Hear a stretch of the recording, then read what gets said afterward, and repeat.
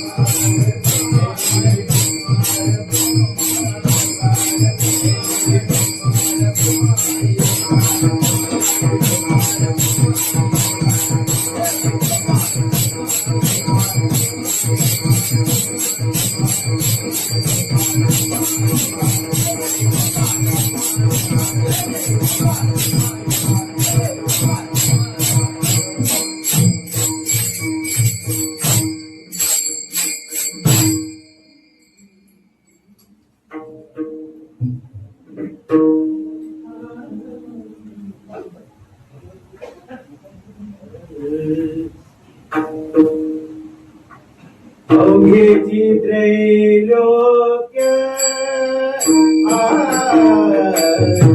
आनंदाचे आकार अवघेची त्रैलोक्य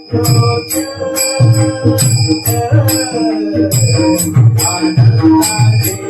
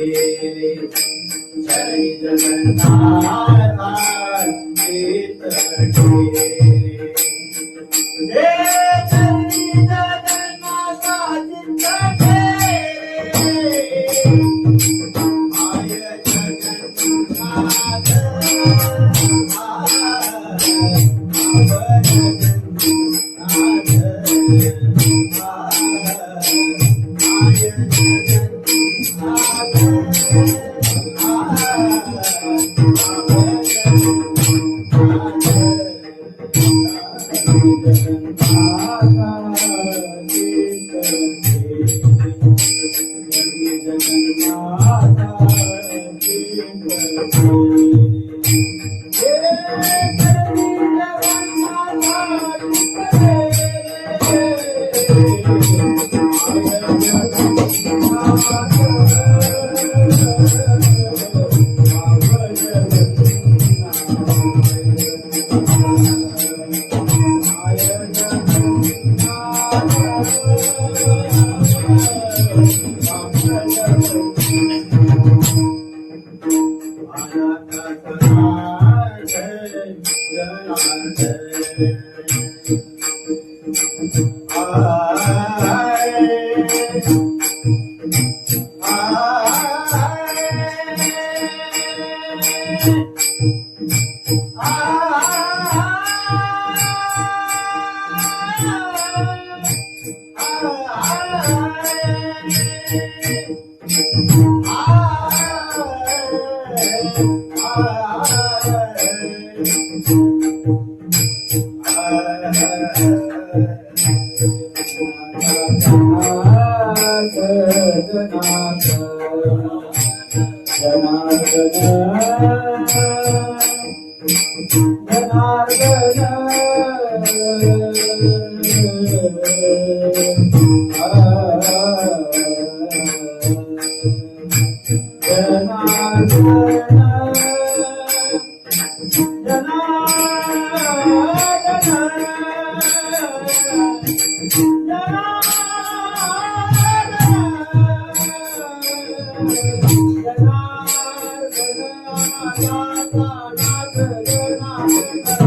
चित्त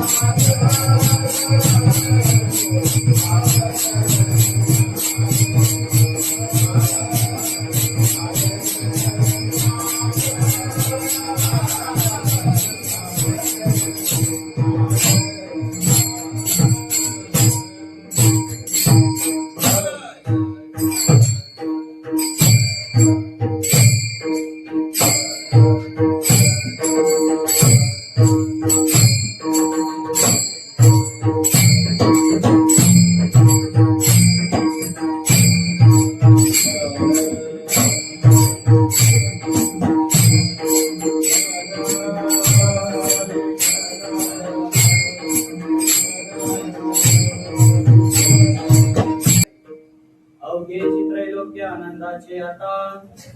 अवघेची त्रैलोक्य आनंदाचे आता चरणी जगन्नाथ चित्त ठेले माय जगन्नाथ बाप जगन्नाथ अनाथांचा नाथ जनार्दन एका जनार्दनी एकपणे उभा एका जनार्दनी एकपणे उभा चैतन्याची शोभा शोभतसे माय जगन्नाथ बाप जगन्नाथ अनाथाचा नाथ जनार्दन महायोग पीठे तटे भीमरथ्याम परम पुंडरीकाय दातुन मुनिंदयी समागत्य तिष्ठन् तमानंद कंदम परब्रह्मलिंगम भजे पांडुरंगम पांडुरंग करू प्रथम नमन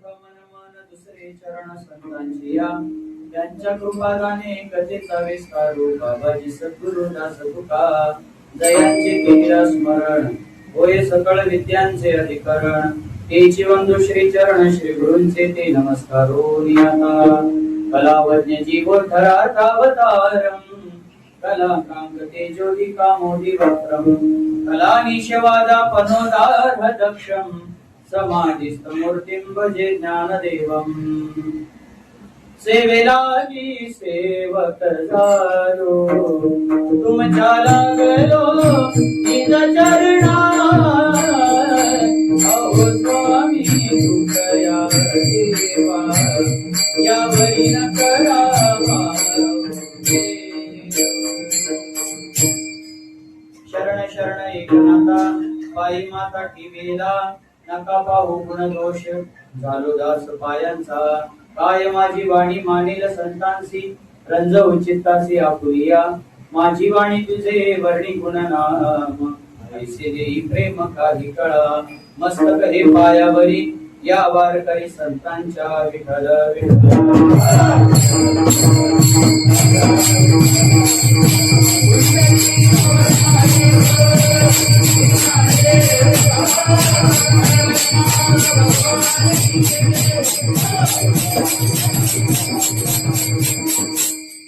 अवघेची त्रैलोक्य आनंदाची आता चरणी जगन्नाथाची कटिले माय जगन्नाथ बाप जगन्नाथ अनाथांचा नाथ जनार्दन प्रस्तुत प्राप्त प्रसंगी प्राप्त स्थळी कीर्तन निरूपणाकरता जो काही अभंग या ठिकाणी आपल्या पुढे म्हणून दाखवलेला आहे हा अभंग पैठण निवासी शांती ब्रह्म एकनाथ महाराज यांचा 3 चरणाचा अभंग असून या अभंगातून श्री शांती ब्रह्म एकनाथ महाराजांनी आपल्या जीवनामध्ये परमार्थ करत असताना आपल्याला काय अनुभूती प्राप्त झाली किंवा आपण परमार्थ केल्यानंतर त्या परमार्थाचं फल आपल्याला काय प्राप्त झालं त्या फलाची अनुभूती या अभंगामध्ये वर्णन केली आहे. विठ्ठल विठ्ठल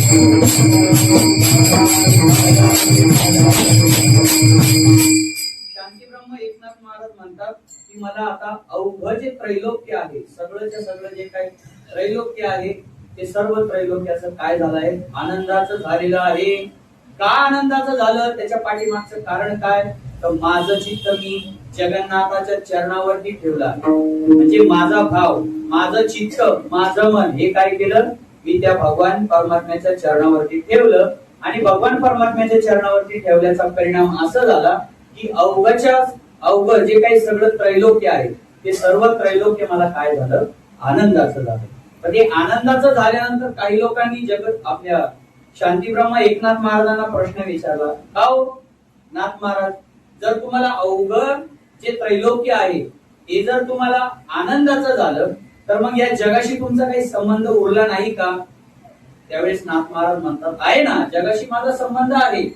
शरीराने आता जे आपण या मानव शरीरामध्ये आल्यानंतर आपल्याला जी काही नातेसंबंध आहे ती चिकटलेली आहे किंवा काही लोकांनी ती लावून घेतलेली आहे नाही असं नाही, फक्त त्याच्यात बघण्याचा दृष्टिकोन माझा बदलला. काय झालं? त्या नात्यांकडे बघण्याचा दृष्टिकोन बदलला. मला आई पण आहे, मला बाप पण आहे, सगळं गणगोत मला आहे, पण झालं काय? त्या जगन्नाथाच्या चरणावरती माझं चित्त ठेवल्यामुळे सगळं त्रैलोक्य आनंदाचं झालं आणि त्याचा परिणाम असा झाला की माझे जे नातलग आहे किंवा माझी आई आहे, माझी माय आहे, ती सुद्धा जगन्नाथच आहे आणि बापही देखील काय आहे? माझा जगन्नाथच आहे.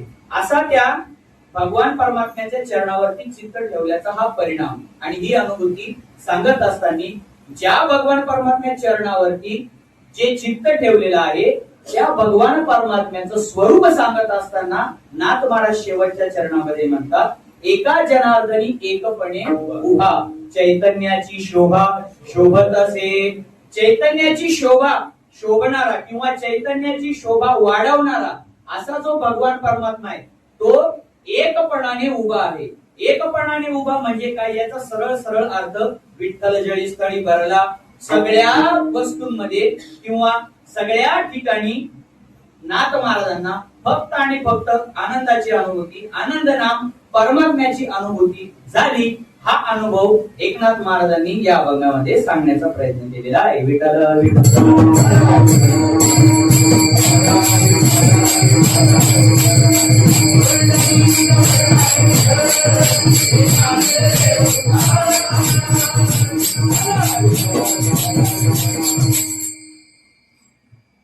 कीर्तनाला सुरुवात करण्यापूर्वी थोडासा परिहार देणं हे वक्त्याचं आद्य कर्तव्य असतं. सालाबालाप्रमाणे चालत असलेला आपला हा सप्ताह, सप्ताहाचं निमित्त काय सर्वांना माहिती आहे आणि या सप्ताहाचं विशेष म्हणजे काय? आता आपण बघतो दरवर्षी तुकाराम महाराजांची बीज पण साजरी होते, नाथ महाराजांची षष्टी पण साजरी होती, त्यांचे स्वतंत्र उत्सव केले जातात. जगद्गुरु तुकोबारांच्या बीजेचा स्वतंत्र उत्सव होतो म्हणजे स्वतंत्र सप्ताह होतो. नाथ महाराजांच्या षष्टीचा स्वतंत्र सप्ताह होतो. परिणामी होतं काय? काही लोकांना बीजेला हजेरी लावता येते, काही लोकांना षष्टीला हजेरी लावता येते. दोन्हीही प्रसंग साधता येत नाही. पण आपल्या सप्ताहाचं वैशिष्ट्य तुकाराम बीजही आपल्याला या सप्त्यात साजरी करायला भेटते आणि एकनाथ षष्टी सुद्धा आपल्याला याच सप्त्यामध्ये साजरी करायला भेटते. म्हणजेच काय? तर तुम्हाला तुकाराम बीजही साजरी करायची असेल आणि एकनाथ षष्टी ही साजरी करायची असेल, म्हणजेच काय? देहूच्या वारीचंही तुम्हाला पुण्य घ्यायचं असेल आणि पैठणच्या वारीचंही तुम्हाला जर पुण्य घ्यायचं असेल तर तुम्ही मानपाड्याला विठ्ठल मंदिरात सप्त्याला या. विठ्ठल विठ्ठल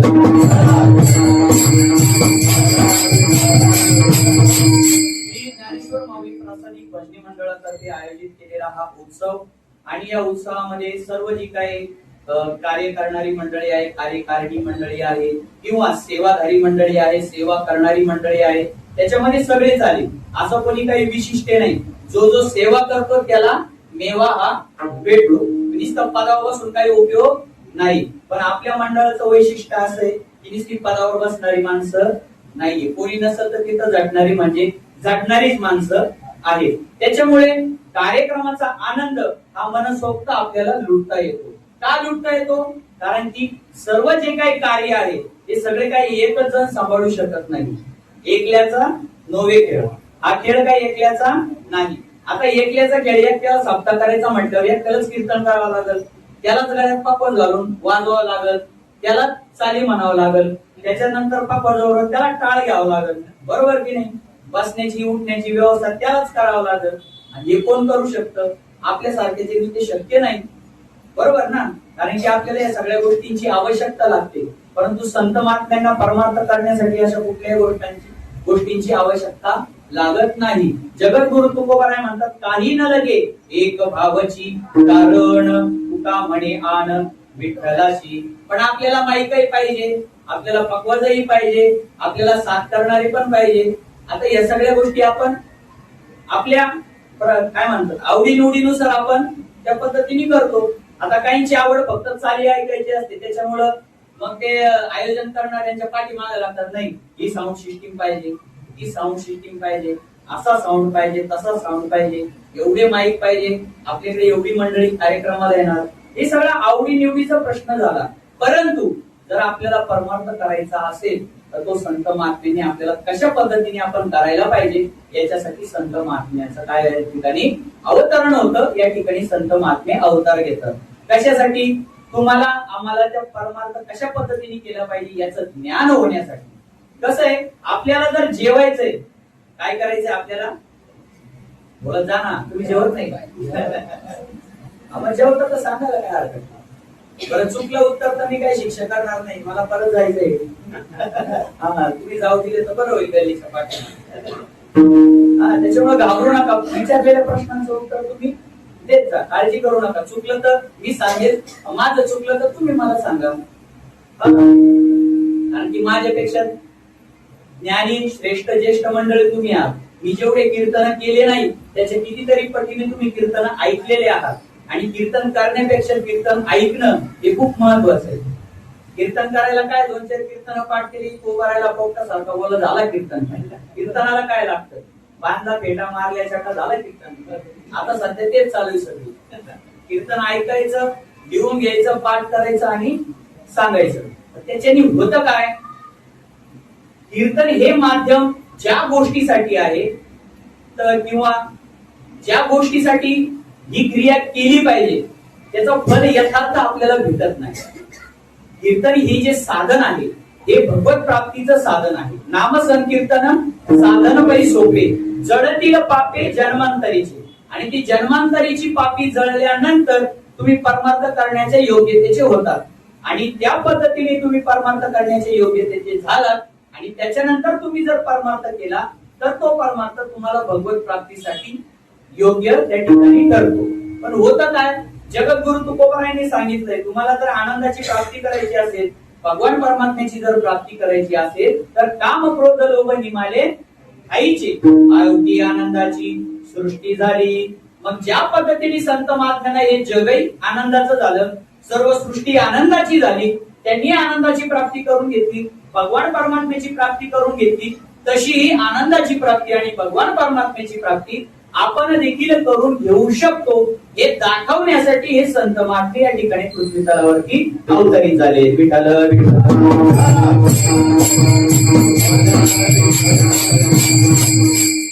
पैकी आज एकनाथ महाराजांची षष्ठी ही तिथी आहे. या षष्ठी तिथीला महत्व कशामुळे आलं? आजचा दिनविशेष काय? एकनाथ महाराजांचा वाढदिवस, बरोबर ना? म्हणजे लक्ष आहे का? एकनाथ महाराजांचा वाढदिवस नाही, संत महात्म्यांची जयंती आपण साजरी करत नाही. संत महात्म्यांची आपण काय साजरी करतो? पुण्यतिथी. का पुण्यतिथी साजरी करतो? जयंती कोणाची साजरी करतो आपण? देवाची, बरोबर? का? त्याच्या पाठीमागचं कारण तुम्हाला काही माहित आहे का? देवाच्या जयंती आपण का साजऱ्या करतो त्याच्या पाठीमागचं कारण काय? का मग अख्ख्या महाराष्ट्रात होते, पूर्ण भारतामध्ये जयंती साजऱ्या करतात म्हणून आपण कृष्ण जन्म साजरा करायचा, रामनवमी साजरी करायची, त्याच्या पाठीमागचं कारण काय आहे? कोणी सांगू शकतं? आता आपण तर दरवर्षी रामनवमी करतो, भजन का होईना करतो, गोकुळाष्टमी आपण करतो, नाही आपल्या गल्लीत सप्ताह झाला आपण जिथं सप्ताह असेल तिथं जातो, बरोबर ना? रात्री 12-12, 1-1 वाजेपर्यंत जागतो, भजन करतो. मग आपण तो उत्सवच साजरा करतो ना. मग तो उत्सव साजरा करण्याचं पाठीमागचं कारण काय? नाही माहिती? बरं, चला सांगून घेऊ. पुढच्या वेळेस सगळ्या कीर्तनकारांनी विचारलं तर गप्प बसू नका, सांगा त्याला, मी सांगतो तुम्हाला.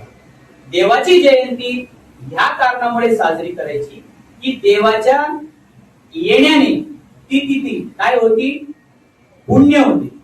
त्या तिथीला पुण्यता प्राप्त होते किंवा त्या तिथीला महत्व प्राप्त होतं. का महत्व प्राप्त होतं?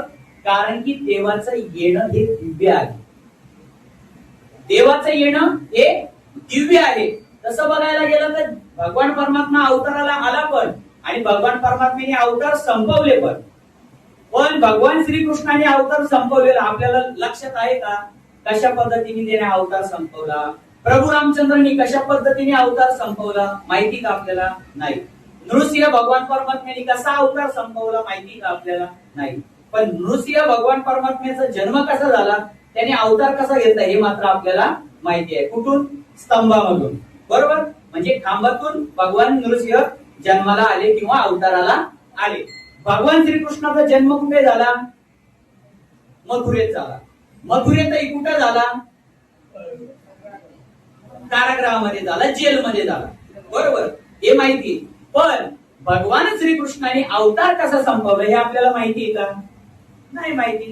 का माहित नाही? कारण की भगवान परमात्म्याचं येणं हे दिव्य आहे आणि त्या दिव्यतेमुळे भगवान परमात्म्याच्या जन्माला त्या ठिकाणी महत्व दिलेलं आहे. जाणं दिव्य नाहीये. भगवान परमात्म्याने अवतार संपवला, एकदम साधारण पद्धतीने अवतार संपवले. त्या उलट संत महात्म्यांचं आहे. संत महात्मे या ठिकाणी अवताराला आले. नाथ महाराजांचा वाढदिवस माहिती तुम्हाला? जगद्गुरु तुकोबारायांचा, एकनाथ महाराजांचा, नामदेव महाराजांचा? नाही माहित. का नाही माहित? कारण की ते तुमच्या आमच्या सारखे सामान्य रूपाने जन्माला आले. कसे आले? तुमच्या आमच्या सारखे सामान्य रूपाने जन्माला आले. आणि तुमच्या आमच्या सारखे सामान्य रूपाने जन्माला येऊन त्यांनी जे कार्य केलं त्या कार्याच्या द्वारे त्यांनी त्यांचं जीवन धन्यतेला प्राप्त करून घेतलं. आणि त्याच पद्धतीने आपणही त्यांच्याप्रमाणे आपलं जीवन धन्यतेला प्राप्त करून घेऊ शकतो हे दाखवून देण्यासाठी त्यांनी तुमच्या आमच्या सारखा सामान्य रूपाने जन्म घेतला. पण जातानी ते असं काही कार्य करून गेले की जात असताना त्यांनी ज्या तिथीला देह ठेवला किंवा ज्या तिथीला ते गेले त्या तिथीला पुण्य करून गेले. म्हणून संतांची पुण्यतिथी. विठ्ठल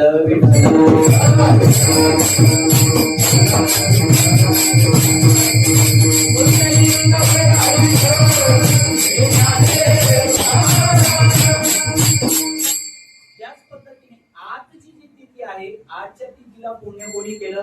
एकनाथ महाराजांनी. आजच्या षष्टीला पुण्य कोणी केलं? एकनाथ महाराजांनी. एकनाथ महाराजांनी आजच्या तिथीला पुण्य केलं. म्हणजे पुण्य होण्याचं कारण काय? त्या तिथीला पुण्यता प्राप्त व्हायचे कारण काय? काय कारण? संत नव्हती जगा माणसा त्या सारिके. दिसायला ते तुमच्या आमच्या सारखे होते परंतु असायला मात्र तुमच्या आमच्या सारखे नव्हते. का नव्हते? कारण की त्यांच्या जीवनामध्ये त्यांनी जे कार्य केलं, त्यांनी जे काम केलं त्या कार्याच्या द्वारे त्यांनी एक त्यांची वेगळी उंची निर्माण केली. आणि ती उंची आपणही निर्माण करू शकतो हे त्यांनी आपल्याला दाखवून दिलं, मार्गदर्शन केलं. मी एक वाक्य कीर्तनामध्ये सतत परत रिपीट बोलणार आहे. दुरुक्ती हा दोष माझ्या माथ्यावर मारून घेणार आहे. तो कशासाठी मारून घेणार आहे? तर संत महात्म्यांनी सांगितला म्हणून मी तो दुरुक्ती दोष माझ्या माथी मारून घेणार आहे. नाही तर तुम्ही म्हणणार महाराजला काही पाठ नाही वाटत, तेच सांगतो. तेच का सांगतो? कारण की तीच गोष्ट करणं आपण जो जन्म घेतला आहे, आपलं जे हे जीवन आपण व्यतीत करतो आहे ते जीवन व्यतीत करत असताना आपण देखील तेच काम केलं पाहिजे. आणि तेच महत्वाचं आहे. नवे फक्त तेवढ्याच कामासाठी ही संत महात्मे या पृथ्वी तलावरती अवतरित झाले.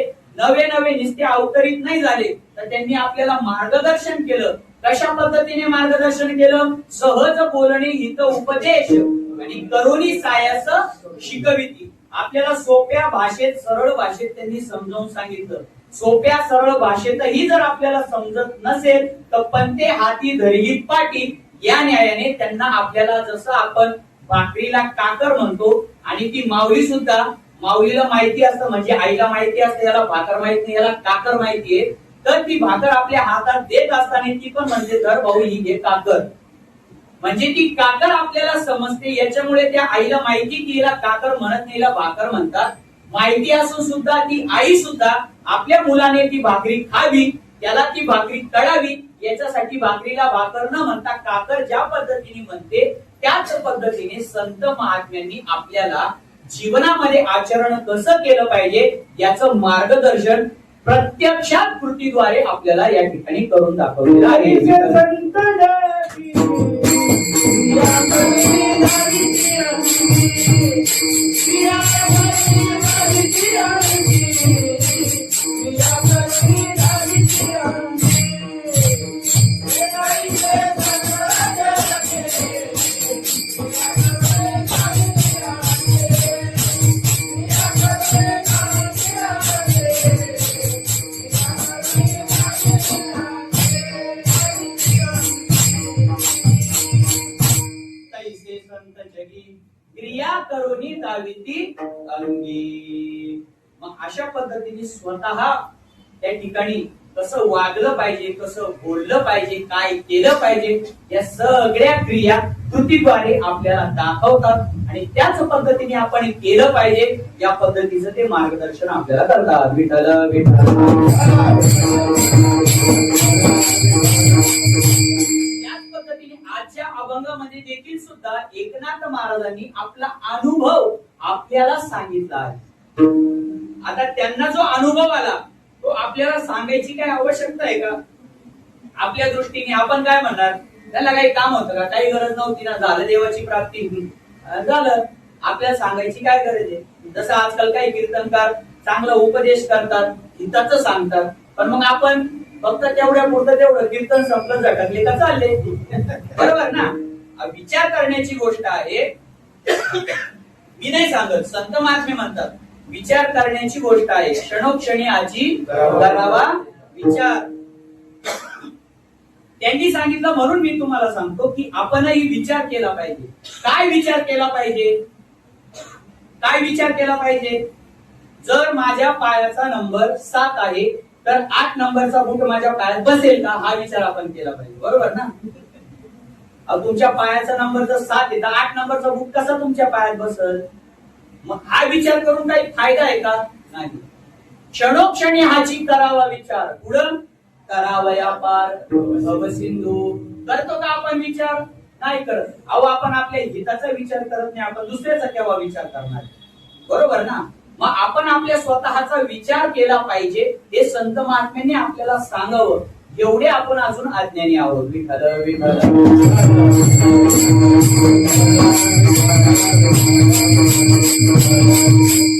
एवढंच नाही हो माणसाचं, जाऊ द्या कीर्तनकारचं जाऊ द्या, माऊली ज्ञानोबरांनी तुकोबरांनी सुद्धा सांगितलं तरी आपण ऐकायला तयार नाही.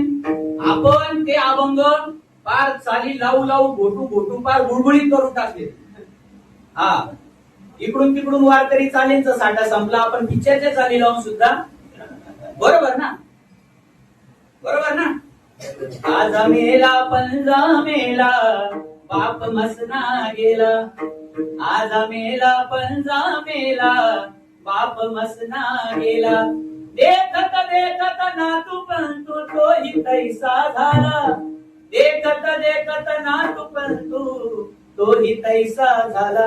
गोड आहे ना चाल, किती गोड चाल आहे बरं, ऐका बरं. अहो पण त्या चालीमध्ये जो सांगितलेला अभंग आहे त्या अभंगाचं काही आहे का? काही तात्पर्य, काही संत महात्म्यांनी काय सांगितलं? आता त्या अभंगाला चाल कशी लावली पाहिजे?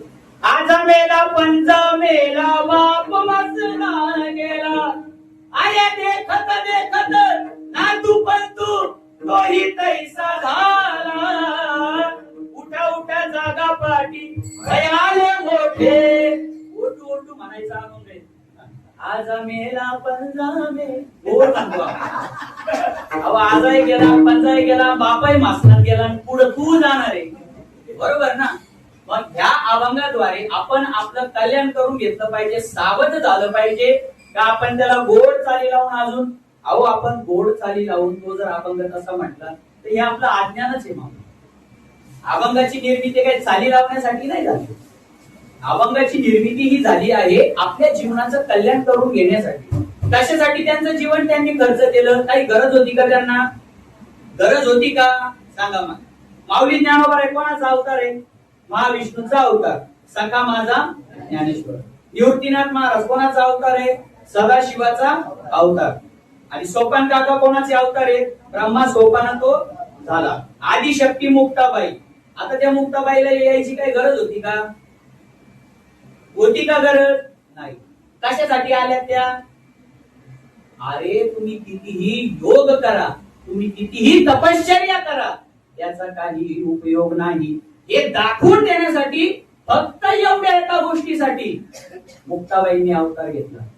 म्हणजेच काय, त्या चांगदेवाची बुद्धी ठिकाण्यावर आणण्यासाठी मुक्ताबाईंचा अवतार. आणि त्या चांगदेवांसारखे आता आहेत, मागे होते आणि पुढेही असणार. तर त्यांनी हा उपदेश आपल्या पत्रात पाडून घेऊन नीट मार्गक्रमण करावं याच्यासाठी मुक्ताबाईंनी अवतार घेतला. माऊली ज्ञानोबांनी कशासाठी अवतार घेतला? आता विश्वात्मके देवे वेणी वाग्यज्ञ तोषावे तोषोनी मत द्यावे पसाय दान. हे पसाय दान सोडून द्या, पहिलंच वाक्य घ्या. आता विश्वात्मके देवे. या ओवीच्या पूर्वार्धामध्ये माऊली ज्ञानोबांनी आपल्याला परमार्थ काय आहे, परमार्थाची सुरुवात काय आहे आणि परमार्थाचा शेवट काय आहे हे आपल्याला दाखवून दिले. आता विश्वात्मके देवे. कोणत्या देवाजवळ प्रार्थना केली आहे का त्या ओवीमध्ये? काही तोषोनी मज द्यावे पसायदान आहे. माऊली ज्ञानोबांनी पसायदान मागितलं. कोणाकडे मागितलं? त्या देवाचं काही नाव? आता विश्वात्मके देवे. आहे ना, देव सांगितलं ना त्यांनी. विश्वात्मक असणारा जो देव. विश्वात्मक म्हणजे काय? या विश्वामध्ये चराचरामध्ये भरलेला, कणाकणामध्ये असलेला, विठ्ठल जळी स्थळी भरला, रीता ठाव नाही उरला असा जो व्यापक परमात्मा आहे, त्या परमात्म्याजवळ माऊली ज्ञानोबांनी पसायदान मागितलं. म्हणजेच काय, माऊली ज्ञानोबांना पसायदान मागायची काय गरज होती का? होती का? उपजताची ज्ञानी हे वर्म जाणूनी आले लोटांगणी चांगदेव. आवो उपजताच जे ज्ञानी होते त्यांना देवाकडे मागायची काय गरज होती का? नवे नवे आपल्याला देणारा जो देव आहे त्या देवानेच माऊली ज्ञानोबांच्या रूपाने जर अवतार घेतला आहे तर देवामध्ये त्यांच्यामध्ये काही फरक आहे का? नाही. मग तेच जर देव असतील तर त्या देवाला मागण्याची काही गरज आहे का? नाही. मग का त्यांनी मागितलं? प्रश्न निर्माण होतो. त्यांना जर मागण्याची आवश्यकता नव्हती तर त्यांनी का मागितलं? त्याच्या पाठीमागचं कारण की मागायचं काय, मागायचं कोणाकडे आणि मागायचं कसं हे त्यांनी आपल्याला कृतीद्वारे करून दाखवलं. हा त्याची पाठीमागची मोठी मोठी भूमिका. विठ्ठल विठ्ठल.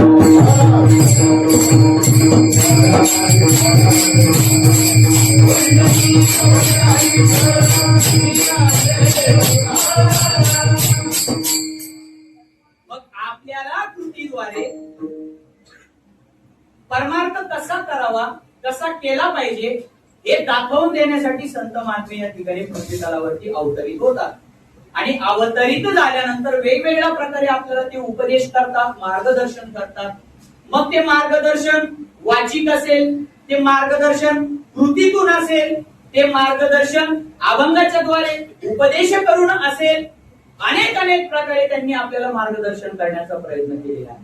पैकी एक प्रकार म्हणजे त्यांनी अगोदर करून दाखवलं. त्यांनी अगोदर त्या गोष्टींचा अनुभव घेतला आणि मग त्याच्यानंतर आपल्याला सांगितलं. अनुभवे आले अंगा या जगा तुका म्हणेचा कोणी सांगे माझा अनुभव आहे अंगे,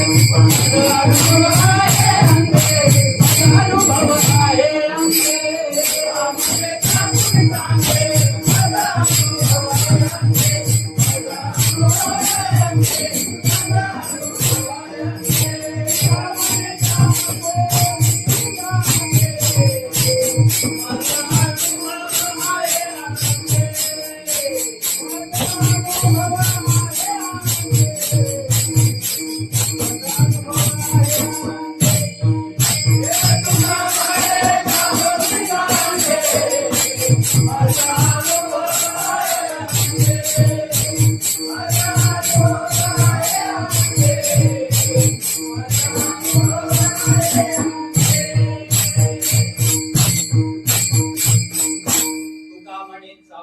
अंगे, अनुभव आहे अंगे. या ठिकाणी नाथ महाराजांनी सुद्धा आपल्याला त्यांच्या जीवनातला अनुभव सांगितला. पण त्यांच्या जीवनातला जो अनुभव सांगितला तो अनुभव मात्र परमार्थातला सांगितला, संसारातला अनुभव सांगितला नाही. अनुभव दोन प्रकारचे, एक संसारातला अनुभव आणि एक परमार्थातला अनुभव. संसारातला अनुभव काही कामाचा नाही. तुम्हाला किती अनुभव आले, गाडी भर आले, ट्रक भर आले, तर ते अनुभव आपल्या काहीही कामाचे नाही, ते आपल्यासाठीही काही कामाचे नाही आणि आपल्या पुढच्या पिढीसाठी सुद्धा मार्गदर्शनपर असे काहीही कामाचे नाही. परमार्थातले अनुभव जे आहेत ते आपल्याही उपयोगी पडतील आणि आपली जी पुढची येणारी पिढी आहे त्या पुढच्या पिढीला मार्गदर्शनपर ठरणारे अनुभव हे परमार्थातले अनुभव. संसारातले अनुभव कामाचे का नाही? कारण की संसारातले जे अनुभव आहेत त्याला देश, वस्तू आणि कार्याची मर्यादा आहे आणि ज्या गोष्टीला मर्यादा आहे तिची मर्यादा म्हटल्यानंतर ती काय पुढे कंटिन्यू चालू शकते का? नाही. सतत ती गोष्ट राहते का? नाही. देश, वस्तू आणि कालाची मर्यादा संसारातल्या अनुभवांना आहे, परंतु परमार्थातल्या अनुभवांना देश, काल, वस्तूची मर्यादा नाही. तसंच संसारातले जे अनुभव आहेत हे अनुभव आहे भ्रम. संसारातला अनुभव म्हणजे काय? भ्रम. आणि परमार्थातला अनुभव म्हणजे प्रमा. प्रमा म्हणजे काय? प्रमा म्हणजे यथार्थ ज्ञान, जसं आहे तसं.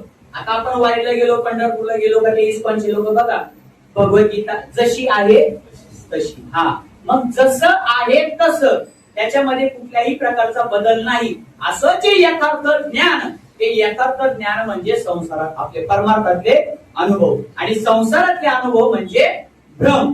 नवे संसार हाच भ्रम असल्यामुळे संसारातले अनुभव हे भ्रमातलाही भ्रम त्या ठिकाणी ठरतो. आणि भ्रम कसा आहे? कसा आहे भ्रम? ज्ञानदेव म्हणे पाहता पाहिले आणि स्वप्नीचे जेईले जाईल रया. तुम्हाला स्वप्नामध्ये जर तुम्ही मोदी झालेले वाटलात, किती दिवस तुम्ही मोदी व्हाल? जवळ झोपेचे तवर, बरोबर ना? एकदा की तुम्ही उठले का मग स्वप्नीचे चेईले जाईल रया. चेईले म्हणजे एकदा तुम्हाला उठवलं, जाग केलं का तुमचं स्वप्न संपलं. आणि तुमचं काय एकदा स्वप्न संपलं का त्या स्वप्नातलं तुमचा अनुभवही संपला, स्वप्नातलं तुमचं कार्यही संपलं, स्वप्नातली तुमची कृती देखील संपली. मग जसं स्वप्न हा भ्रम आहे, स्वप्न हे खोटं आहे, स्वप्न काय आहे? काय आहे?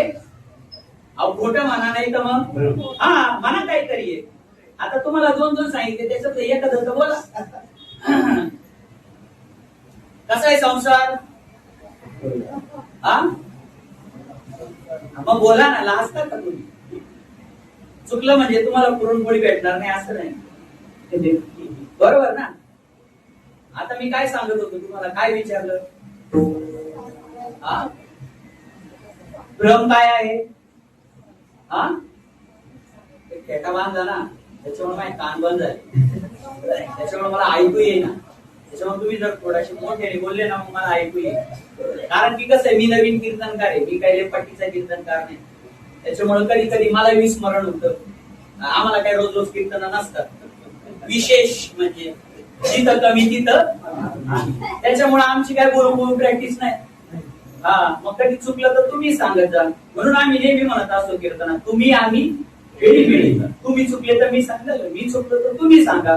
आता मी चुकलो तर तुम्हाला का सांगायला लावतो? माझ्यापेक्षा तुम्ही कीर्तन जास्त ऐकले, त्याच्यातलं जर एखादं आलं, तुम्हाला जर वाटलं नाही महाराज असं नाही ते असं आहे, हा, मग मी ते दुरुस्त करून तुम्हाला सांगत, म्हणजे आपली गाडी सुरळीत चालत. संसार कसा आहे? खोटा आहे. संसार कसा आहे? मिथ्या आहे. संसार कसा आहे? भ्रमजन्य आहे. भ्रमजन्य नाही, तो भ्रमच आहे, बरोबर ना? मग हा संसार जर खोटा आहे तर त्याच्यातला अनुभव आपल्याला कसा येणार? खोटाच येणार. संसार जर मिथ्या आहे तर त्या संसारातला अनुभव आपल्याला कसा येणार? मिथ्याच येणार. संसार जर भ्रम आहे, संसार जर खोटा आहे, संसार जर मिथ्या आहे तर त्याच्यातले अनुभव सुद्धा आपल्याला भ्रमजन्यच असणार, त्याच्यातले अनुभव आपल्याला खोटेच असणार आणि त्याच्यातले अनुभव आपल्यासाठी मिथ्याच असणार. मग त्याचा जर आपल्या जीवनामध्ये जर काही उपयोगच नाही तर मग संसारातले जे अनुभव आहेत ते आपल्या काही कामाचे आहेत का? नाही. पण आपण एकमेकाला भेटलो तर मग काय भाऊ, कसं काय चाललं राम भाऊ, मग कस काय दिवस गेला? काय नाही भाऊ, सकाळी उठलो म्हणे मी आणि उठल्या बायकोनी खाड कंटाळा माग मारला. आता हा संसारातला अनुभव आपल्या कामाचा आहे का? तो अनुभव ज्याला त्याने सांगितला त्याच्या तो कामाचा आहे का? आहे का कामाचा? नाही.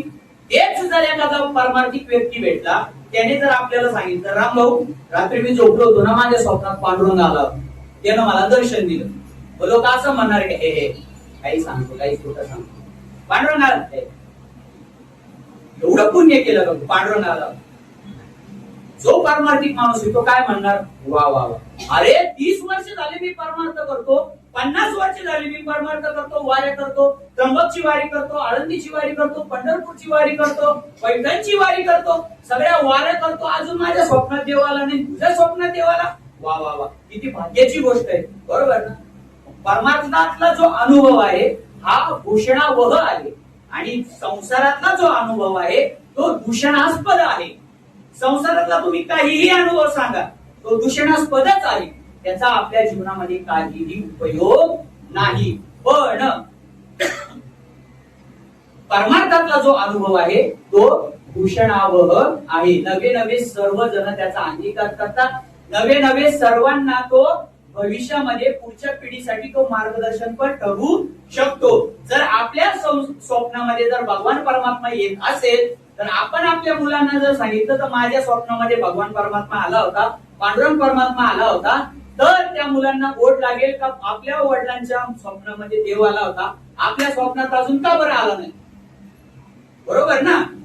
मग हा जो परमार्थातला अनुभव आहे हा पुढच्या पिढीसाठी कसा आहे, मार्गदर्शनपर आहे आणि हा भूषणावह आहे, याला कोणी नाव ठेवणार नाही. एक दिवस काय झालं, नाथ महाराजांकडे काशीहून एक ब्राह्मण आला. काशीहून ब्राह्मण आला तर नाथ महाराजांना ती बातमी गेली. बातमी गेल्यानंतर आता नाथ महाराज देवाची एकनिष्ठ भक्त, ते म्हटले बाबा काशीहून पंडित आले, ब्राह्मण आले, चला आपण त्यांचं दर्शन घेतलं पाहिजे. नुसतं काशीहून ब्राह्मण आले म्हणून नाथ महाराजांनी काय केले, हात जोडले आणि त्यांना नतमस्तक झाले. पुढे तो जो ब्राह्मण होता तो म्हटला, नाथ महाराजांनी विचारलं का बाबा एवढ्या लांब कसं काय तुमचं येणं झालं? त्यावेळेस तो ब्राह्मण नाथ महाराजांना सांगतो, नाथ बाबा माझ्या स्वप्नामध्ये काशी विश्वनाथ आले होते.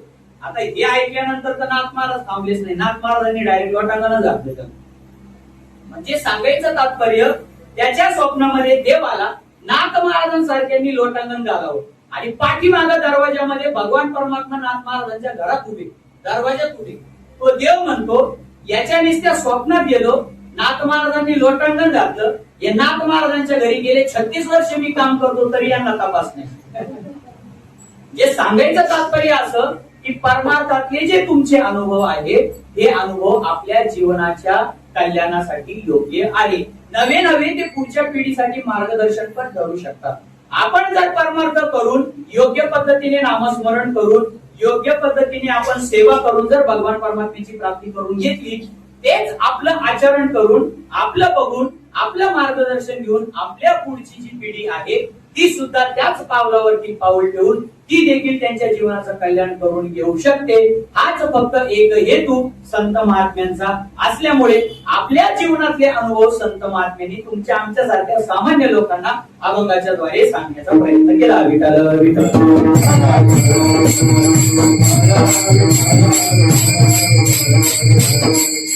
आपण कुठे होतो? परमार्थातलेच अनुभव का? परमार्थातले अनुभव का? कारण की त्याला देश वस्तू आणि कालाची मर्यादा नाही. संसारातल्या अनुभवाला देश वस्तू आणि कालाची मर्यादा आहे. देशाची मर्यादा म्हणजे एका जागेवरती आपल्याला संसारातले जे अनुभव येतात तेच आपण जर स्थान बदललं, देश म्हणजे जागा बदलली, तर तोच अनुभव आपल्याला त्या पद्धतीने राहणार नाही. आता पावसाळा येईल, उन्हाळा काय अजून आला नाही पण आल्यासारखाच आहे. उन्हाळ्यानंतर काय येतो? पावसाळा येतो, बरोबर? मग ज्यावेळेस पावसाळा चालू होतो त्यावेळेस मानपाड्यामध्ये जोरदार पाऊस चालू असल्यानंतर वागळे इस्टेट मध्ये पाऊस पडलाच पाहिजे असं आहे का? आहे का? ज्यावेळेस आपण कामाला जातो, कोणी एक्सप्रेसने जातं, ईस्टर्न एक्सप्रेसने, कोणी एलबीएसने जातं, बरोबर? एलबीएसने जात असताना आपल्याला असा अनुभव येतो की एलबीएसने येता येता येता तुम्ही मुलुंड मध्ये आले, मुलुंड मध्ये भरपूर पाऊस, मुलुंडच्या पुढे सोलापूरच्या पुढे गेले, भांडूप मध्ये गेले तर रस्ता कोरडा येत ना. हा, मग हा संसार असाच आहे. नवे नवे मानपाड्यामध्ये आपल्याला जो अनुभव आला तोच संसारातला अनुभव आपल्याला कोकणात येईल का? तोच अनुभव आपल्याला नाशिकला येईल का? तोच अनुभव आपल्याला दिल्लीला येईल का? नाही येणार. जागा बदलली, अनुभव बदलला. त्याच पद्धतीने वस्तू नाम व्यक्ती बदलली तर संसारातला अनुभव बदलतो. मानपाड्यामध्ये समजा मला जो अनुभव आला तोच अनुभव माझ्या घरच्यांना येईल का? येईल का? नाही येणार. बरोबर ना? माणूस बदलला का अनुभव बदलतो. आता संसार तुम्ही करता, संसार मी करतो, संसार सर्वे करतात. सगळ्यांचा अनुभव वेगळा वेगळा. एक अनुभव मी तुम्हाला सांगितला, उठल्या उठल्या त्याच्या बायकोनी त्याच्या मग प्रत्येक बायको उठून सकाळी प्रत्येक नवऱ्याच्या कानामागे मारते का? मग प्रत्येक नवऱ्याला प्रत्येक बायकोचा अनुभव सारखा आहे का? का सारखा नाही? नवरा बायको बदलले, अनुभव बदलला. थोडक्यात व्यक्ती बदलली, अनुभव बदलला. त्याच पद्धतीने काल बदलल्यानंतर सुद्धा अनुभव बदलतो. इथून मागे 20 वर्षापूर्वी संसारामध्ये आपल्याला जे अनुभव आले ते अनुभव आपल्याला आता येत आहेत का? नाही. किंवा 20 वर्षापूर्वी आता जे अनुभव आपल्याला येत आहेत तेच अनुभव 20 वर्षापूर्वी आपल्याला आले होते का? 2000ची नोट आपण आपल्या लहानपणी पाहिली होती का? 5 पैशाचा ठोकळा, आता सध्याच्या भाषेत पैल, 5 पैशाचा, 10 पैशाचा, 20 पैशाचा मी पाहिले. मग आता आहेत का? नाही. काल बदलला, अनुभव बदलला. का बदलला? कारण की संसाराचं स्वरूपच आहे. पुनरपि जननम पुनरपि मरणम संसरती ही इति संसारहा.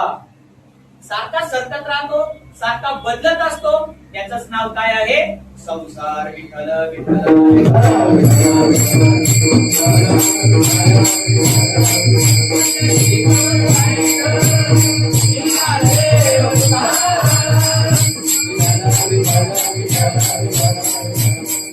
पण परमार्थाचं तसं नाही महाराज. परमार्थाच्या अनुभवाला देश, वस्तू आणि कालाची मर्यादा नाही. आता परमार्थामध्ये वस्तूची मर्यादा नाही. वस्तू नाम व्यक्तीची मर्यादा नाही. आता माऊली ज्ञानोबरायांचा अनुभव माऊली ज्ञानोबरायांनी सांगितला. अवघाची संसार सुखाचा करीन, आनंदे भरीन तिन्ही लोक. आता माऊली ज्ञानोबराय आनंदे भरीन तिन्ही लोक का म्हणतात? कारण की आनंदाची त्यांना प्राप्ती झाली म्हणून. ज्या आनंदाची त्यांना प्राप्ती झाली त्या आनंदाच्या द्वारे पूर्ण जे तिन्ही लोक आहेत ते तीनही लोक मी आनंदाने भरेल असं माऊली ज्ञानोबराय सांगतात. म्हणजे माऊली ज्ञानोबरायांना सुद्धा आनंदाचा अनुभव आला. आता तोच अनुभव एकनाथ महाराजांना सुद्धा आला. एकनाथ महाराज सुद्धा आजच्या अभंगामध्ये सांगितले, अवघेची त्रैलोक्य आनंदाची आता. बरोबर ना? अवघेची त्रैलोक्य. माऊली म्हणतात आनंदे बरीन तिन्ही लोक. नाथ महाराज म्हणतात अवघेची त्रैलोक्य आनंदाची आता. आता माऊली ज्ञानोबराय राहतात कुठं? कुठे राहतात? बरोबर ना? राहतात का? पण नक्की नक्की राहतात ना? हो म्हणा ना. माऊली ज्ञानोबरायांची समाधी कशी आहे? संजीवन आहे ना. मग विश्वासाने बोला ना. संताची आहे पाहिजे हा माझा विश्वास. ठामपणे बोला. घाबरायचं कशाला? माऊली ज्ञानोबराय कुठे राहतात? आळंदीला राहतात. एकनाथ महाराज पैठणला. बरोबर आहे. मग माऊली ज्ञानोबरायांना आनंदाचा अनुभव आला. कुठे आला? आळंदीला आला. एकनाथ महाराजांना सुद्धा आनंदाचा अनुभव आला. कुठे आला? पैठणला. आता मी अगोदर तुम्हाला काय सांगितलं होतं? परमार्थिक अनुभवाला देश, वस्तू आणि कालाची मर्यादा नाही. अनुभव काय आहे? आनंद. देश कोणता आहे? आळंदी. माऊली ज्ञानोबरायांचा देश नाम जागा कोणती आहे? आळंदी. एकनाथ महाराजांचा देश नाम जागा कोणती आहे? पैठण. बरोबर ना? माऊली ज्ञानोबरायांचा जो काळ होता तोच काळ एकनाथ महाराजांचा होता का? माऊली ज्ञानोबराय ज्या काळात होते त्या काळात एकनाथ महाराज होते का? एकनाथ महाराज ज्या काळात होते त्या काळात माऊली ज्ञानोबराय होते का? होते, पण त्या पद्धतीने नव्हते, शरीर रूपाने नव्हते. मग आता यांची जागाही वेगळी, ही व्यक्ती देखील वेगळी, परंतु यांचा अनुभव काय? एक. देश, वस्तू आणि काल. कालाचीही मर्यादा नाही. काल वेगळा वेगळा, अनुभव एक. वस्तू वेगळी वेगळी, नाम व्यक्ती वेगळी वेगळी, अनुभव एक. आणि तिसरं काय सांगितलं होतं? काय काय झालं? तुम्ही पण बोलत जा ना. आता कडे काय आपण घ्यावं घेतला का? मला देश, वस्तू आणि काल. देश झाला काय? आळंदी आणि पैठण. वस्तू नाम व्यक्ती झाली, माऊली ज्ञानोबराय आणि एकनाथ महाराज. नंतर काय राहिलं? काल. माऊली ज्ञानोबरायांचा काल वेगळा, एकनाथ महाराजांचा काल वेगळा. अनुभव एकच पण देश वेगळा, व्यक्ती वेगळी आणि काल वेगळा. म्हणूनच परमार्थातल्या अनुभवाला देश, वस्तू आणि कालाची मर्यादा नाही. हे झालं माऊली ज्ञानोबरायांचं. हे झालं एकनाथ महाराजांचं. माऊली ज्ञानोबरायांना आळंदीमध्ये जो अनुभव आला तोच अनुभव पैठण मध्ये एकनाथ महाराजांना आला आणि तोच अनुभव जागाही बदलली, व्यक्तीही बदलली आणि कालही बदलला. जगद्गुरु तुकोबरायांना देखील तोच अनुभव, कालही बदलला, वस्तूही बदलली आणि देशही बदलला. तरी सुद्धा त्यांना सुद्धा एकच अनुभव आला. जो अनुभव माऊली ज्ञानोबरायांना, जो अनुभव एकनाथ महाराजांना, तोच अनुभव जगद्गुरु तुकोबरायांना.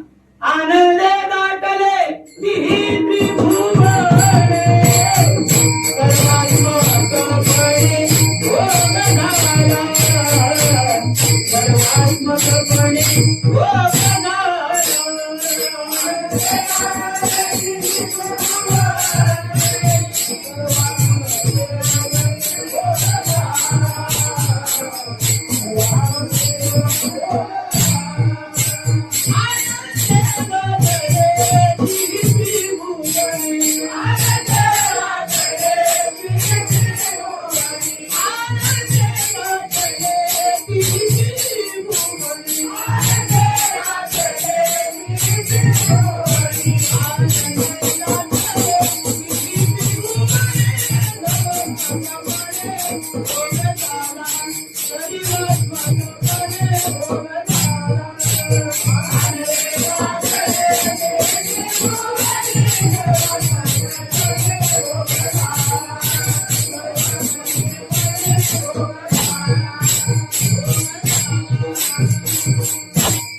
आनंदे दाटले तिन्ही त्रिभुवने. माऊली ज्ञानोबराय काय म्हणतात? आनंदे भरीन तिन्ही अनुभव, तिन्ही लोकांमध्ये आनंद. एकनाथ महाराज म्हणतात अवघेची त्रैलोक्य आनंदाचे आता. आणि तुकोबराय काय म्हणतात? आनंदे दाटले तिन्ही त्रिभुवने. तीनही त्रिभुवन हे आनंदाने दाटले. म्हणजे अनुभव एकच, देशाचीही मर्यादा नाही, कालाचीही मर्यादा नाही आणि वस्तूचीही मर्यादा नाही. मग देश, वस्तू आणि कालाची मर्यादा नसल्यामुळे जो माऊली ज्ञानोबरायांना अनुभव आला होता तोच अनुभव नाथ महाराजांना आला, तोच अनुभव कोणाला आला? जगद्गुरु तुकोबरायांना आला.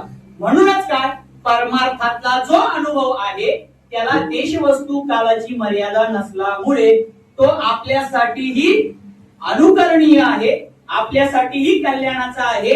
त्याच पद्धतीने पुढची जी पिढी येणार आहे त्या पिढीसाठी सुद्धा मार्गदर्शन पण करणार आहे, कल्याणात्मक आहे. त्या पुढच्या पिढीचं सुद्धा कल्याणात्मक मार्गदर्शन करणारा हा परमार्थातला अनुभव असल्यामुळे आपण सुद्धा पारमार्थिक अनुभवाच अनुकरण केलं पाहिजे. विठ्ठल विठ्ठल.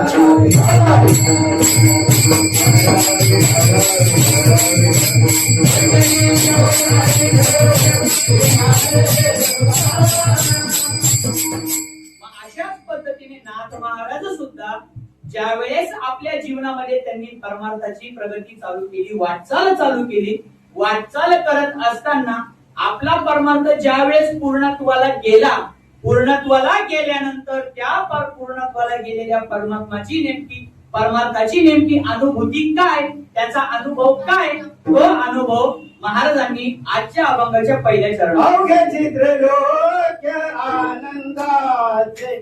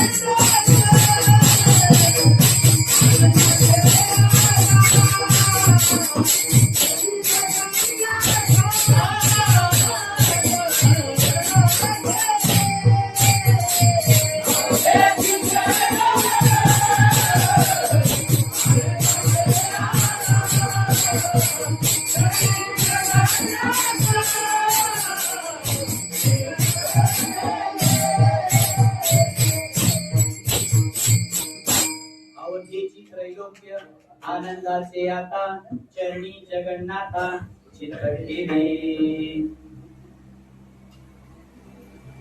शांती ब्रह्म एकनाथ महाराजांनी आपला अनुभव या अभंगामध्ये सांगितला. काय अनुभव सांगितला? अवघेची त्रैलोक्य आनंदाचे आता हे त्रैलोक्य मला आनंदाचे झाले आहे. आता तेव्हा चरणी जगन्नाथा चित्त गेले आणि मग आता मला अवघेची त्रैलोक्य आनंदाचे झाले. साधा सोपा आपल्या भाषेत अन्वय अर्थ शास्त्रीय भाषेत काही सांगत नाही, लक्षात येत नाही, मला येत नाही असं सांगतो. काय अर्थ? विठ्ठल विठ्ठल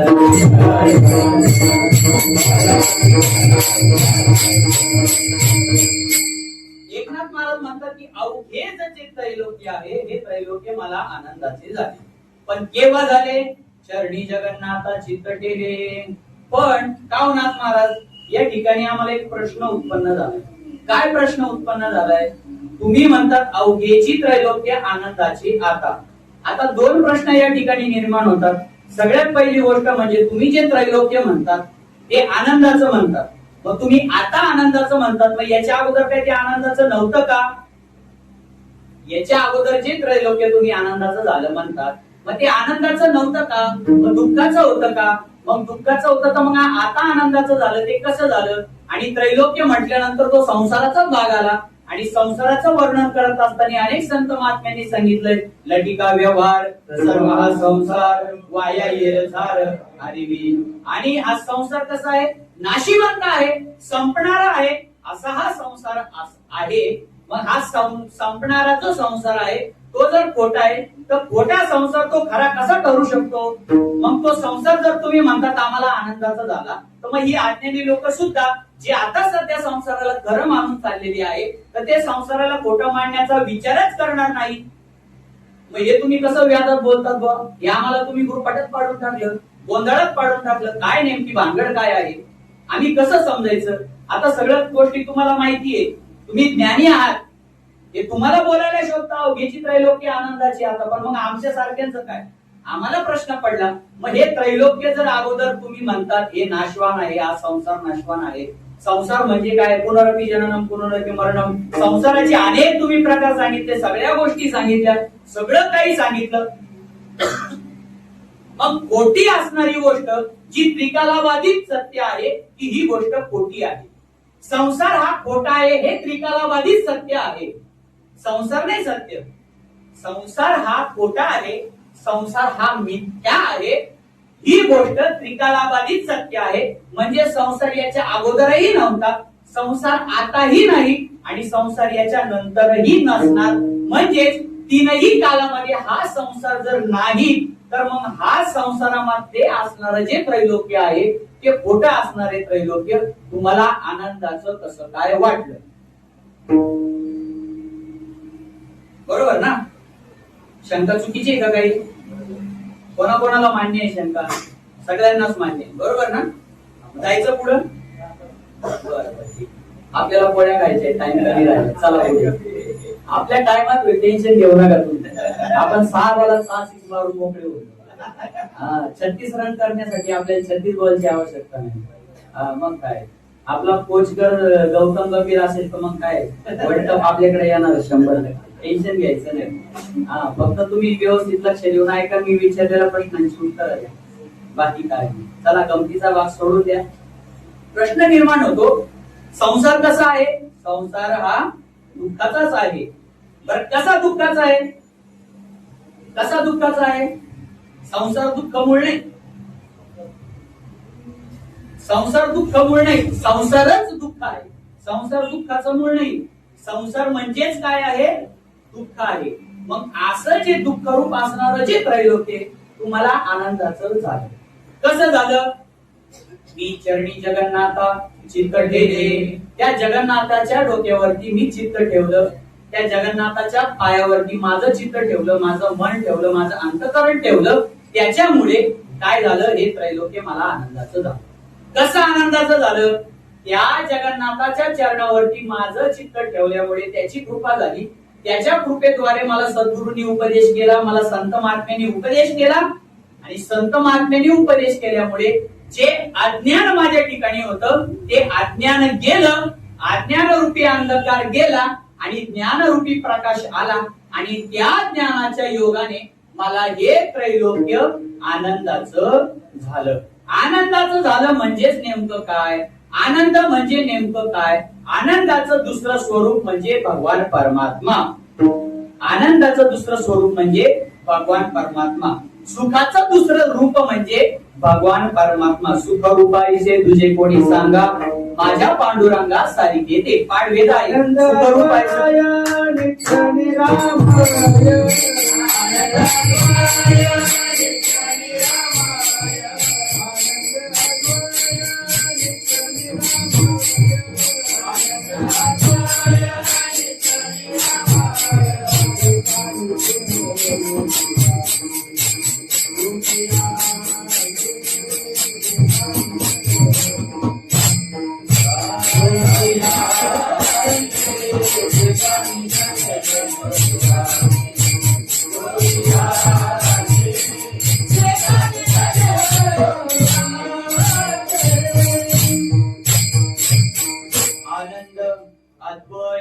नित्य निरामय जे का निज ध्येय योगी यांचे. अवघेची त्रैलोक्य आनंदाची आता. याचाच अर्थ पूर्ण त्रैलोक्यामध्ये मला तो आनंद दिसला, तो आनंद प्राप्त झाला, तो आनंद बघायला मिळाला. नवे नवे त्या आनंदाची अनुभूती आली. म्हणजेच काय? तो भगवान परमात्मा दिसला, तो भगवान परमात्मा मला अनुभूतीला आला. कशा पद्धतीने अनुभूतीला आला? विठ्ठल जडी स्थळी भरला, निदान भावनाही उरला, आजी म्या दृष्टीने पाहिला, विठ्ठलची विठ्ठल. आणि मग अशा पद्धतीने ज्या वेळेस त्यांना त्या भगवान परमात्म्याची कृपा झाली, कृपा झाल्यानंतर मग त्यांना कशामध्ये देव दिसला? नाथ महाराजांना गाढवात देव दिसला. गाढवामध्ये देव दिसला.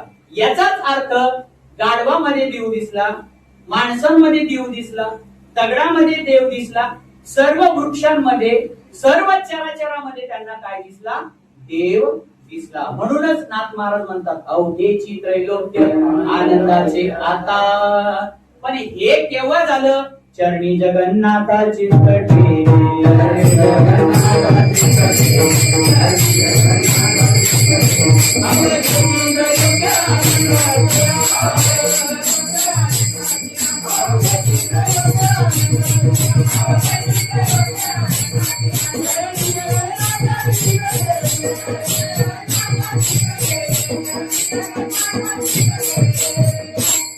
आता चरणी जगन्नाथ चित्त ठेवले म्हणजे काय? बजरंग बलीवाने जय श्रीराम करून साठी पाडली ते ठेवलं का? चित्त ठेवलं याचा अर्थ भाव ठेवला. भगवान परमात्म्याच्या चरणावरती आपलं प्रेम वाहिलं. आणि महाराज परमार्थामध्ये जर तुम्हाला प्रगती करायची असेल, परमार्थामध्ये तुम्हाला जर सक्सेस मिळवायचा असेल, परमार्थामध्ये जर तुमचं ध्येय तुम्हाला मिळवायचं असेल, तर जगद्गुरु तुकोबाराय म्हणतात काही न लगे एक भावची कारण तुका म्हणे आन विठ्ठलाची. आपलं चित्त आपण भगवान परमात्म्याच्या चरणावरती कधी ठेवू शकतो? ज्या वेळेस आपल्या अंतःकरणामध्ये तो भाव निर्माण होईल, भगवान परमात्म्याविषयी प्रेम निर्माण होईल, त्याच वेळेस आपण ते चित्त तिथं ठेवू शकतो ना. आता पक्षिणीचं चित्त कुठे असतं? त्याच्या पिल्लाकडे असतं. का पिल्लाकडे असतं? अंतःकरणामध्ये फक्त पिल्लूच असतं, बरोबर ना. आपल्या संसारातल्या आईचं चित्त आपल्या मुलाकडे असतं. का असतं? कारण की त्या आईच्या अंतःकरणामध्ये कोण असतं? मुलगाच असतो. त्याच पद्धतीने संत महात्म्यांचं चित्त किंवा संत महात्म्यांचा भाव किंवा संत महात्म्यांचं प्रेम हे भगवान परमात्म्याच्या चरणावरती का असतं? कारण की त्यांच्या अंतःकरणामध्ये फक्त आणि फक्त भगवान परमात्माच असतो. काय असतो? मग त्यांच्या अंतःकरणात येतो, आपल्या अंतःकरणात काय येत नाही? आपल्या अंतःकरणामध्ये काम, क्रोध, लोभ, मोह, मत्सर, दंभ, अनंत, अहंकार, अजून काय काय असेल नसेल ते सगळं भरलेलं आहे. त्याच्यामुळे देवाला बसायला जागाच नाही. आणि तो देव असा नटखट आहे किंवा असा बेकार आपण त्याला म्हणू शकतो. त्याला एकांत लागतो, त्याला काहीही लागत नाही, त्याला एसी रूम लागतो. हा, मग आपलं अंतःकरण कसं क्रोधाने, मोहाने, मत्सराने, दंभाने काय झालंय, गुळगुळीत झालंय, गरम झालंय एकदम. हा, त्याच्यामुळे तो देव तिथं थांबत नाही. म्हणूनच तुकाराम महाराज म्हणतात, तुका म्हणे चित्त करारे निर्मळ आणि पुढं येऊनी भोपाळ राही तिथे. मग तो देव त्याला काय पाहिजे, आपलं चित्त जर आपल्याला त्याच्या चरणावर ठेवायचं असेल तर ते आपल्या हातात नाही, त्याच्यासाठी त्याची कृपा लागते. मग त्याची कृपा प्राप्त करून घ्यायची असेल तर आपल्याला त्याला काय द्यावं लागतं, प्रेम द्यावं लागतं. थोर प्रेमाचा भुकेला हाची दुष्काळ दयाला. भाव त्याला फक्त, भावे विना भक्ती, भक्ती विना मुक्ती. तुम्ही अनेक भक्तांचे प्रसंग बघा, अनेक संतांचे प्रसंग बघा. प्रत्येक भक्ताच्या जीवनामध्ये प्रत्येक भक्तांनी ज्या भगवान परमात्म्याने आपल्या भक्तासाठी काही अलौकिक गोष्टी केलेल्या आहेत. आता सुदामाचं घ्या, सुदामाला द्यायला काही होतं का, काय दिलं सुदामाने, त्याचे होते का, होते का त्याचे, नाही. कोणी आणून दिले होते, त्याच्या बायकोने दुसऱ्यांच्या घरी भिक्षा मागून ते आणून दिले होते. किती होते, हा. मग त्या भगवान परमात्म्याने जे तांदूळ रेशनचे का मदर चॉईसचे बघितले का, त्याच्यातला काय बघितला, फक्त भाव बघितला. ते खायचा अगोदर तर जाऊ द्या महाराज, त्या भगवान परमात्म्याची रीत कशी बघा. चिटी के पाव में घुंगरू बजताय वो भी भगवान सुनताय.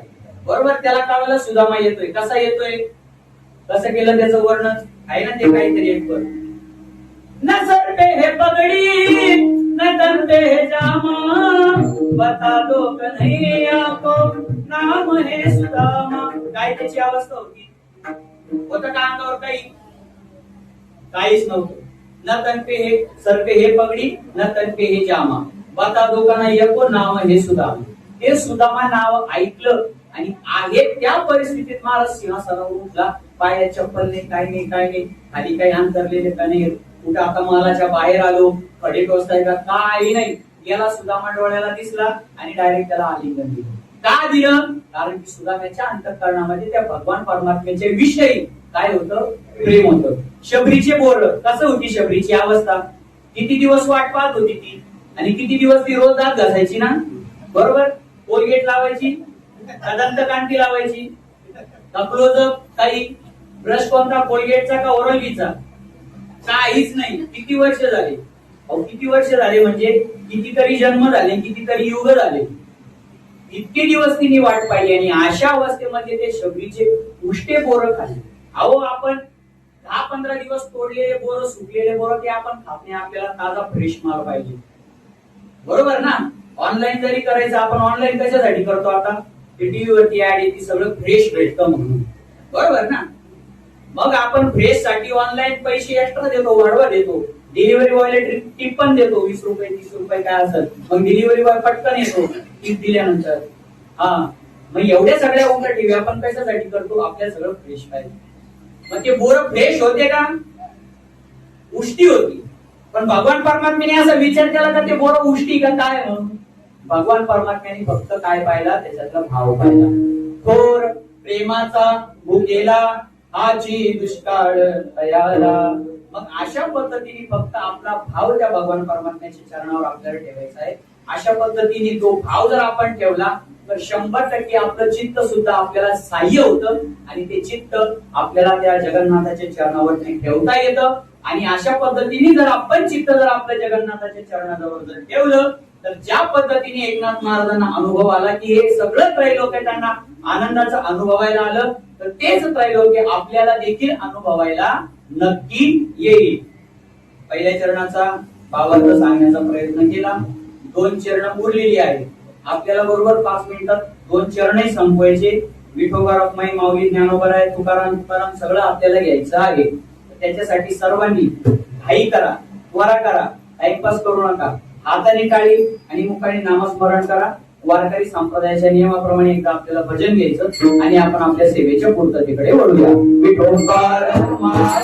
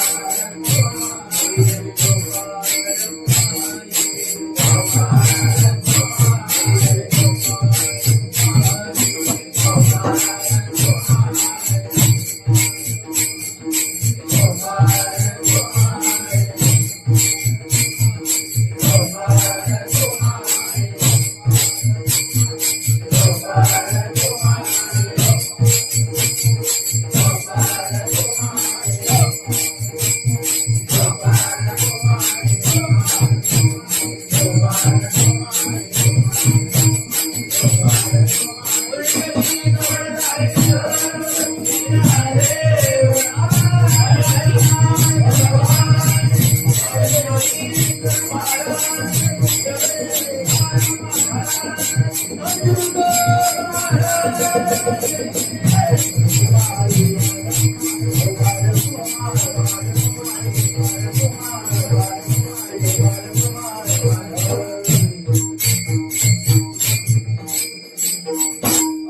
त्रैलोक्य आनंदाची आता चरणी जगन्नाथा चित्त ठेले माय जगन्नाथ बाप जगन्नाथ अनाथाचा नाथ जनार्दन. मग अशा पद्धतीने ज्यावेळेस एकनाथ महाराजांना अनुभव आला, काय अनुभव आला? हे सगळं त्रैलोक्य काय झालंय? आनंदमय झालं आणि सर्व त्रैलोक्य त्यांना अनुभवाचं प्रतीला आलं. मग हे सर्व त्रैलोक्य अनुभवाचं प्रतीला आल्यानंतर मग काही लोकांनी त्यांना विचारलं, का हो नाथ महाराज, मग आता तुम्हाला अवघेची त्रैलोक्य आनंदाची वाता वगैरे तुमची भाषा जरा थोडीशी बदलली, मग आता तुमच्यासाठी आम्ही कोणी नाही का? बरं आमचं जाऊ द्या, तुमचं कोणी नातेवाईक वगैरे सर्व लोक, मग त्यांचा तुमचा काही संबंध राहिला का? नाथ महाराज म्हणतात, त्यांचा माझा संबंध जोपर्यंत शरीर आहे तोपर्यंत राहणार. ते चिकटलेले ना आपण चिकटवून घेतलेले, पण त्यांच्याकडे बघण्याची दृष्टी माझी बदलली. का दृष्टी बदलली? कारण की पूर्ण चराचरामध्ये मला भगवान परमात्मा दिसत असल्यामुळे मला मायही जगन्नाथच आहे आणि बापही जगन्नाथच आहे. माय जगन्नाथ, बाप जगन्नाथ, अनाथाचा नाथ जनार्दन. तो जनार्दन आहे. जनार्दन म्हणजे काय? जनार्दन या पदाची जर आपण फोड केली तर त्याचा पदच्छेद असा होतो, जन अधिक अर्दन. अर्दन म्हणजे काय? दुःखाचा नाश करणारा, दुःखाचं निर्दलन करणारा, असा अर्दन करणारा, जनांच्या दुःखाचा नाश करणारा असा जनार्दन जो आहे तो माझा मायही जगन्नाथ आणि बापही जगन्नाथ. जो अनंताचा नाथ आहे तोच माझा नाथ आहे, तोच माझा माय आहे आणि तोच माझा बाप आहे. अशा पद्धतीने असल्यामुळे या ज्या जनार्दनाचं आहे, या जगन्नाथाचं जे आहे त्याचं स्वरूप नेमकं कसं आहे ते स्वरूप सांगत असताना एकनाथ महाराज अभंगाच्या शेवटचे जनार्दनी एक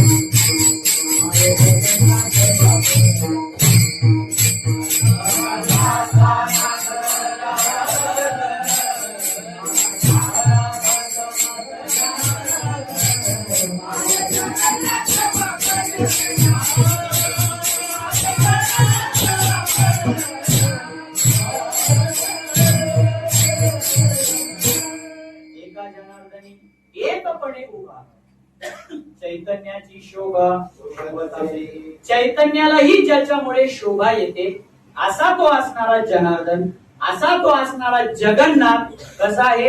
एका जनार्दनी एकपणे उभा. एकपणे उभा. एकपणे म्हणजे काय? एकपणे म्हणजे काय? फक्त आणि फक्त तो एकच आणि फक्त आणि फक्त तो एकटाच, त्याच्याशिवाय दुसरं कोणीही नाही. मायेही जगन्नाथच, बापही जगन्नाथ, आई काळूबाई सुद्धा जगन्नाथच, पंढरीचा पांडुरंग सुद्धा जगन्नाथ, साईबाबा सुद्धा, स्वामी समर्थ सुद्धा, हा सगळे देव असतील नसतील ते सगळे जगन्नाथ. हा संत महात्म्यांनी भेदभाव कधीच केला नाही. हा पांडुरंगाच्या पुढे उभं गेल्यानंतर त्याचं नाव, आईच्या पुढे उभं राहिलं तरी आईची स्तुती करणार, पण पांडुरंगाच्याच रूपाने. आषाढी कार्तिकी तुझ्या गोंधळाची काठी हो, कुंडली कधी वटा शोभे वाढवंडी हो, एका जनार्दनी अंबा उभी कर देवनी कटी हो. अंबाबाई मध्ये सुद्धा काय दिसला? पांडुरंग परमात्मा दिसला. आता अंबाबाईचं स्वरूप कसं आहे? कुठली अंबाबाई? तुळजापूरची, बरोबर ना? कुशाल मानाडोली, हा कोल्हापूरची. मग कोल्हापूरची अंबाबाई कशी उभी आहे?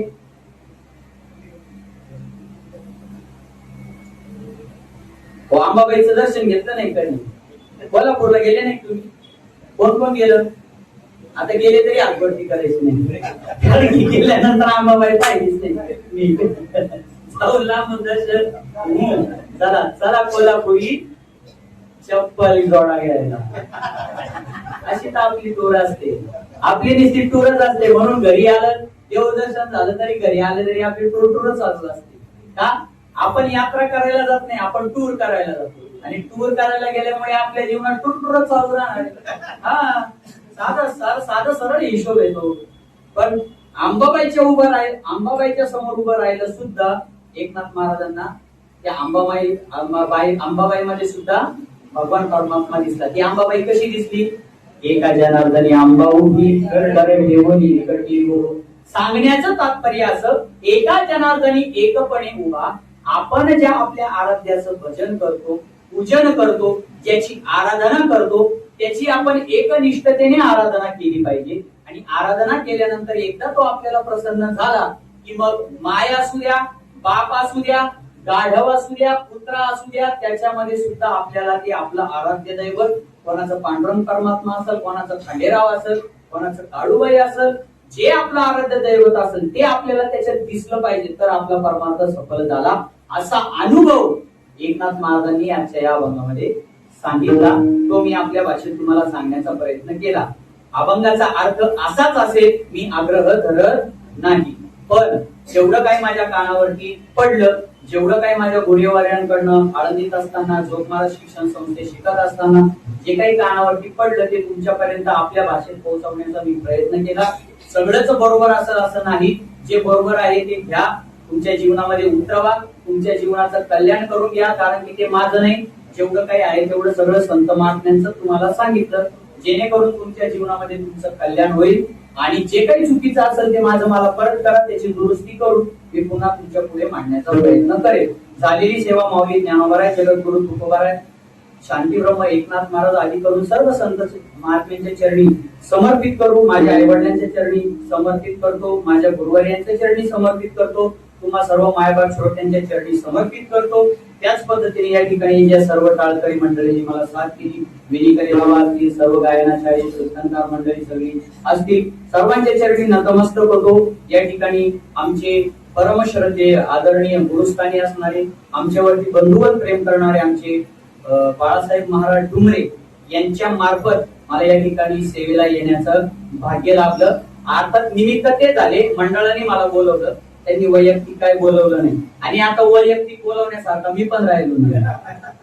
आणि घरी सेवा करायची सगळ्यात पहिली गोष्ट, सेवेला तर आमंत्रणाची गरज नाही. आणि त्यातली त्यात आता मी घरचं झालो म्हटल्यानंतर बरोबर ना. आणि मला येणं गरजेचं आहे, घरचं काम पहिलं आपलं सांभाळायला पाहिजे, मग तिकडे बाहेरचे 12 मंडळी पाहायला पाहिजे. अशा पद्धतीने एक घरच्या सारखं वातावरण मला या ठिकाणी मिळालं. का वातावरण तसं निर्माण झालं महाराज? सेवा. इथं प्रत्येक माणूस जो काही करतो ती सेवा निस्वार्थ भावनेने करतो. आणि त्या वातावरणाचा परिणाम इथं जो कोणी सेवा म्हणून येईल त्याच्यावरती 100% होणार आणि त्या सेवेचं फळ त्याला नक्कीच मिळणार. अशी या पांडुरंगाची कृपा सर्वांवरती असावी. सर्व संत महात्म्यांची कृपा तुमच्यावरती व्हावी. तुमच्या परमार्थ दिवसेंदिवस वृद्धिंगत व्हावा, तुमच्या आयुष्यामध्ये तुमचं कल्याण व्हावं, भगवान परमात्म्याची भेट तुम्हाला व्हावी, आनंदाची प्राप्ती व्हावी, ही एक या भगवान परमात्म्याच्या चरणी इच्छा व्यक्त करतो, विनंती त्याच्या चरणी व्यक्त करतो आणि सेवेला पूर्ण करतो. ज्ञानेश्वर